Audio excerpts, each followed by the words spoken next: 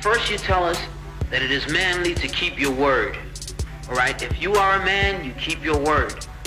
And now all of the black people in this country are demanding, and even the black people in the whole world are demanding, is that you keep your word.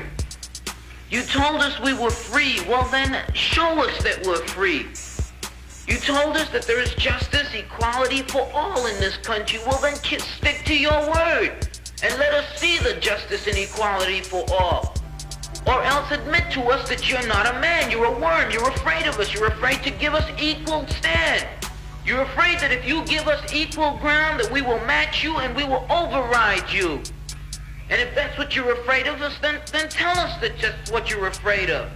But don't keep hiding it from us and holding this up to us, and every time we ask you for something, you give us a little bit of something, and it's all tokenism. We don't want tokenism. And there are most black men in this world that don't want charity. And yet still every time we ask you for something, you give us a little piece, a little piece. You're playing games with us. We're not children. We're big men. I've seen my father have to put up with all kinds of stuff. He was a big man. He raised a family. He went down south, and he had to go around to the back door with his wife. We're not asking for anything. We're not asking for any favors. All we want is what's ours. Now, there are many black veterans who are coming back, and they're mad. They're angry. Do you think that they're going to sit down through this? Our fathers didn't have the knowledge that we had.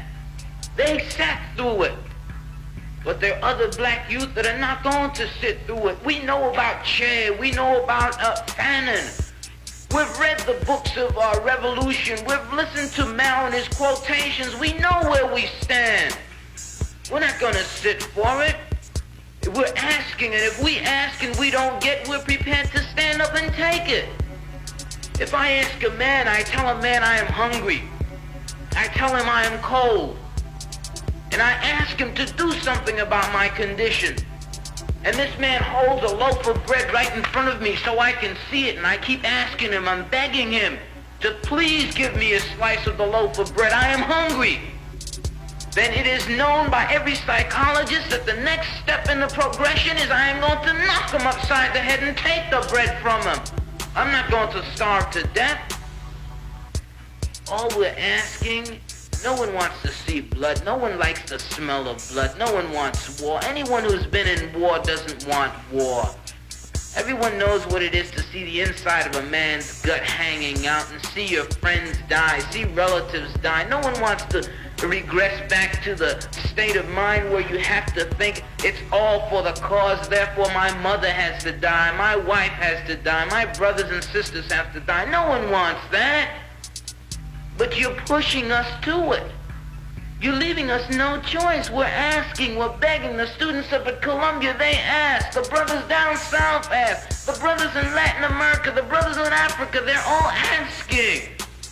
All they're doing is asking. Our fathers asked. Our grandfathers asked. The presidents of our universities, our colleges had to go to your back doors to beg that their children be given just enough money so that they could be taught something to live off. And yet still they ask and ask and ask, and you refuse to give them anything.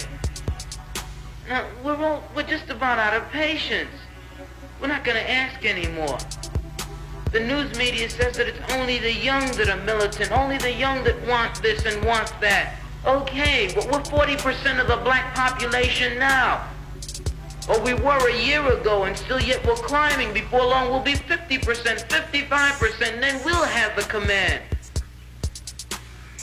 We're not going to take it. We're not going to take sitting in rotten parks and in places that just aren't fit for living. We're not going to take it. There's a limit to a man's patience, and everyone knows that God, Christ, heaven, everyone knows that what we're asking is not $1 million. All we're asking for is humanity. We're asking to be allowed to live like human beings. And God, you tell us that this is too much to ask. You're sick. You're definitely sick. How can you tell me that it's too much to ask to be a human being?